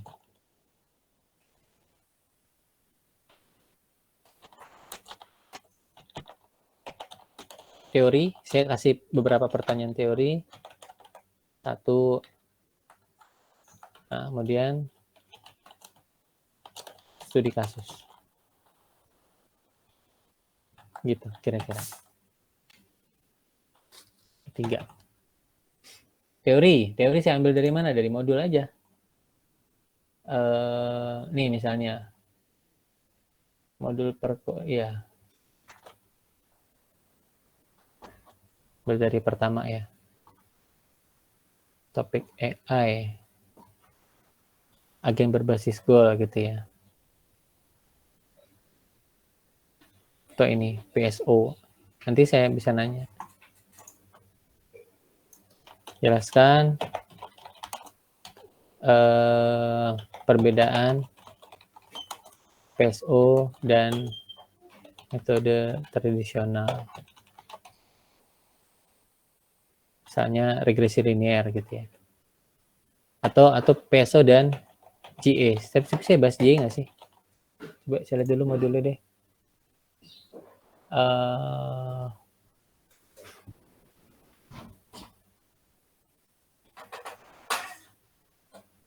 Oh ini BFS. Ini modul yang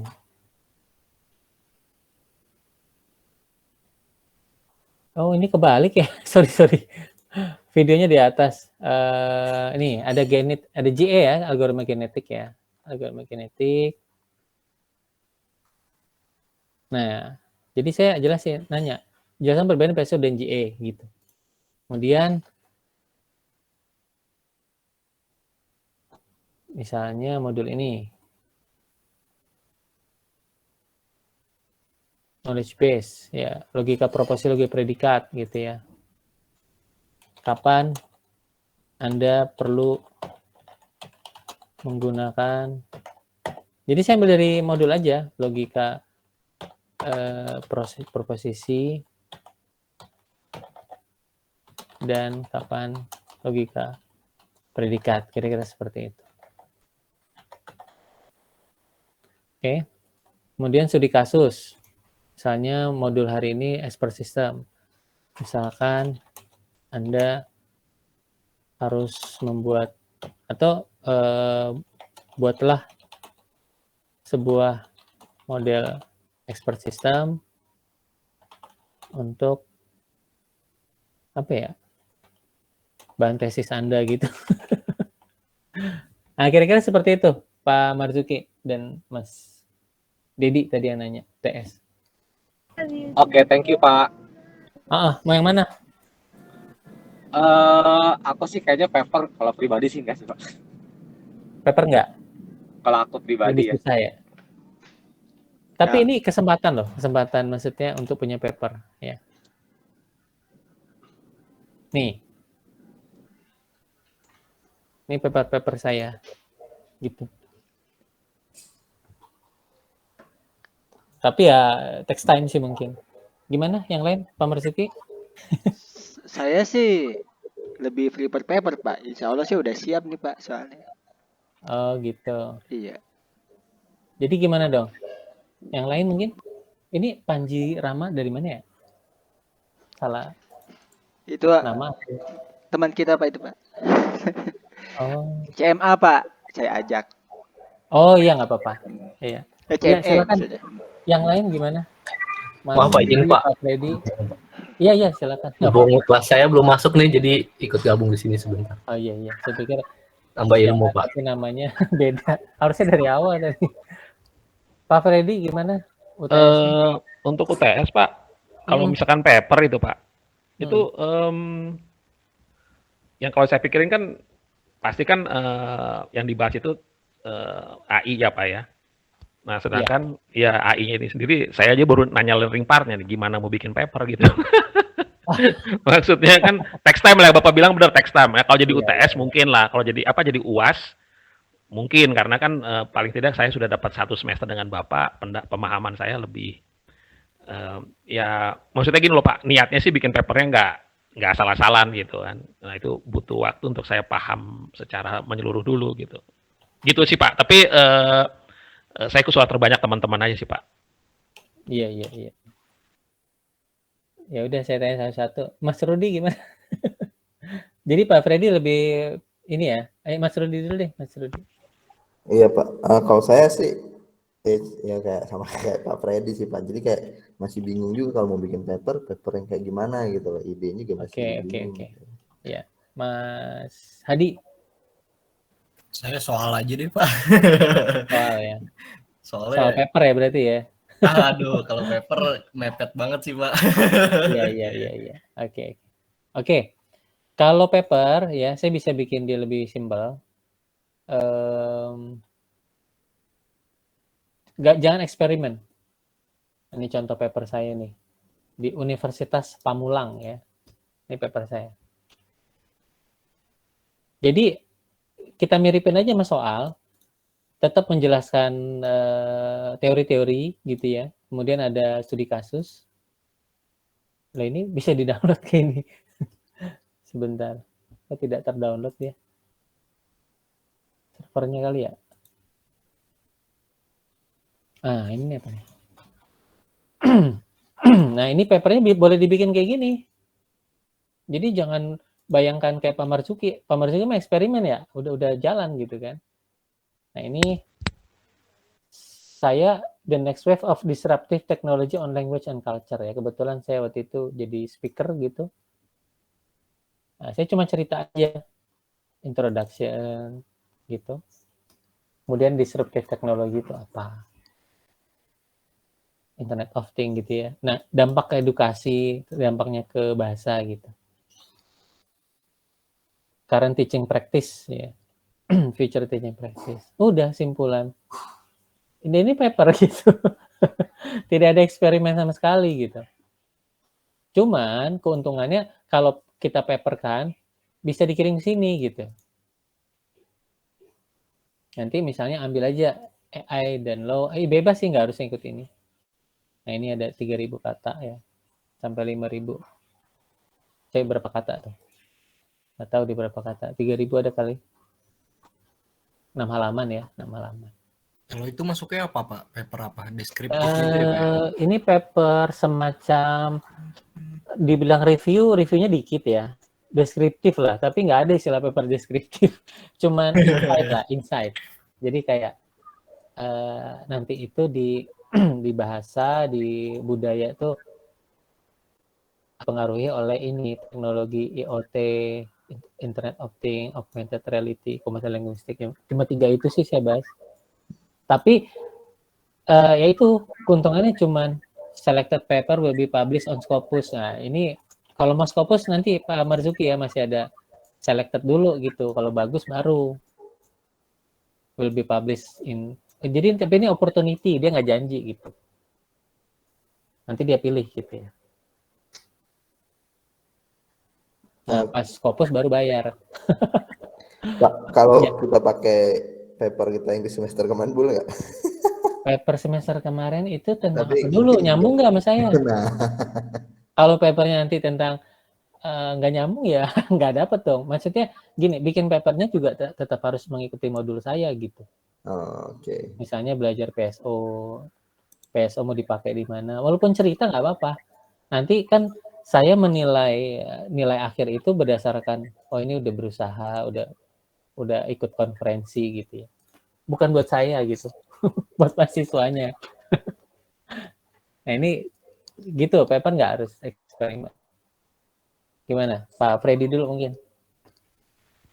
Oke, satu pertanyaan lagi Pak. Ini Iya, bangga.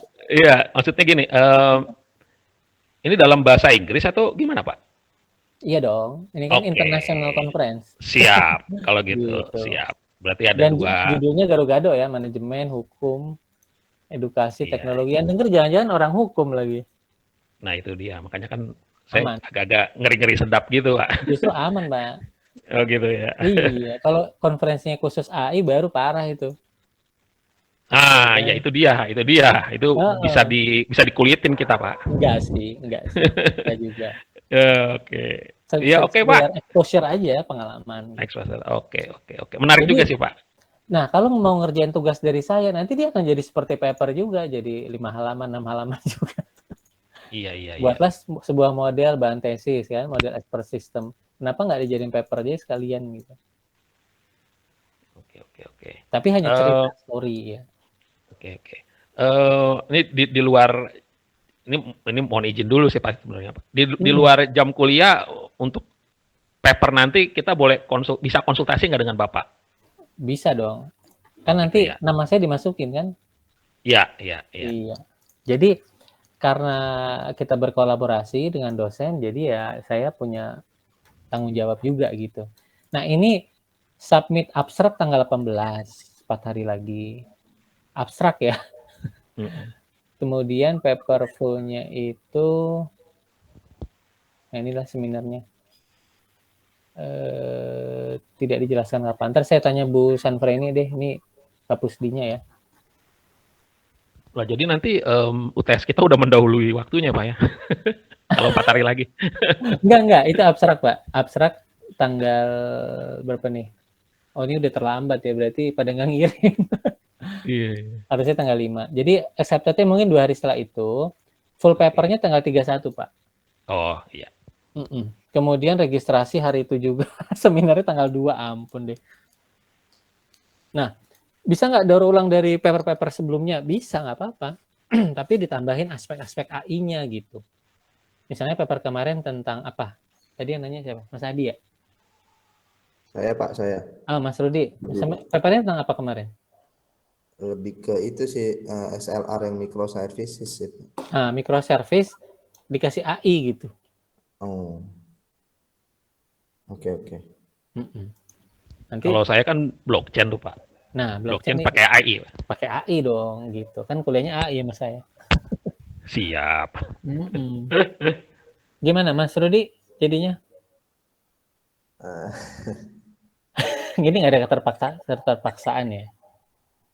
Terus misalkan nih Pak, kita kan udah pamit terus nggak masuk atau apa gitu Pak, itu gimana Pak jadinya Pak? Ya nggak apa-apa. Nggak apa-apa ya Pak ya? Masa harus masuk kejam sekali gitu dosennya. Kalau nggak presentasi, fail di kuliah ini gitu. Nggak ada lah, itu dari mana? Ada aja Pak. Ada ya? Ada yang curhat Pak. Iya. Ada yang curhat. Iya. Kalau sama saya enggak. Kan yang saya nilai itu effortnya, bukan ketakutannya gitu. Jadi kalau takut saya kasih A gitu. Kalau nggak takut B gitu kan enggak. Jadi kalau nggak diterima ya nggak apa-apa. Gimana sih? Saya juga sering kok paper saya ditolak. Gitu. Mungkin karena nggak cocok, mungkin karena nasib gitu ya. Apa-apa. Tapi bentuknya paper gitu. Kapan-kapan diperbaiki, kirim lagi kan gitu. Ini jarang-jarang nih gratisan begini. Bukannya Unggul ini juga apa kerjasama gitu kan. Mas Dedi gimana? Kalau saya sih prefer mendingan UAS itu aja paling Pak, kalaupun atau kalau nggak UAS tuh pilihannya kalau nggak paper atau project. Kalau untuk UTS, aku sih masih dengan yang konsep tadi sih, lebih nggak paper dulu sih Pak. Gitu ya. Kalau UAS ini udah keburu lewat. Ah, Deadline-nya oh bulan depan. iya sih. Seminarnya udah nggak ada lagi eventnya takutnya.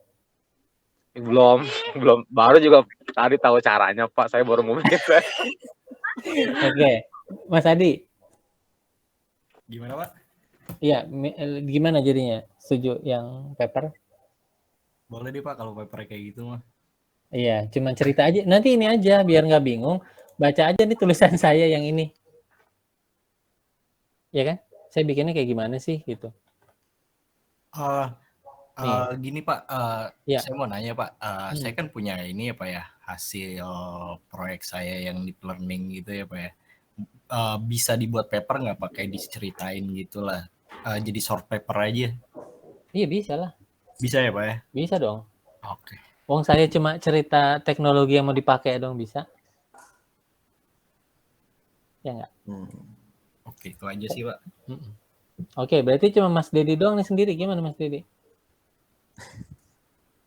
Minor nih kayaknya. Ayo. Mas Dedi. Iya Pak, ya udah Pak, mau bagaimana lagi Pak? Gini aja. Mas Dedi ada paper-paper nggak yang dulu? Ada sih BI, tadi rencananya paling BI-nya mau disisipin Python gitu. Ya udah, nggak usah disisipin Python. BI-nya nanti kalau pakai clustering, pakai neural network gitu aja. Kalau Python kan jadi eksperimen ya, maksudnya. Enggak, dari data itu kan udah ada table, paling saya coba jadiin dataset, terus saya bikin kayak tadi linear gitu, kayak prediksi. Atau ini aja reporting aja, data salesnya ditampilin laporan-laporan penjualan gitu aja. Yang bisa dikerjain gitu. Jadi tugas saya itu bukan codingnya, tapi lebih kepada pengalaman seminarnya gitu. Dan itu harus masukin ke tempat yang itu ya Pak ya, yang tadi ya? Harus. Iyalah, kalau masukin tempat lain nanti bayar. Ya kan? Enggak, maksudnya ke universitas mana yang mungkin nggak bisa cepet, dia review dulu biasanya. Kalau ini kan cepet nih. 2 minggu lagi presentasi, tanggal 2. Gitu. Ya, nggak apa-apa ya? Ya udah Pak, saya coba Pak. Ya, dicoba aja dulu. Oke, thank you Pak. Oke, mungkin gitu ya. Nanti sore kita mau lanjut lagi kuliah.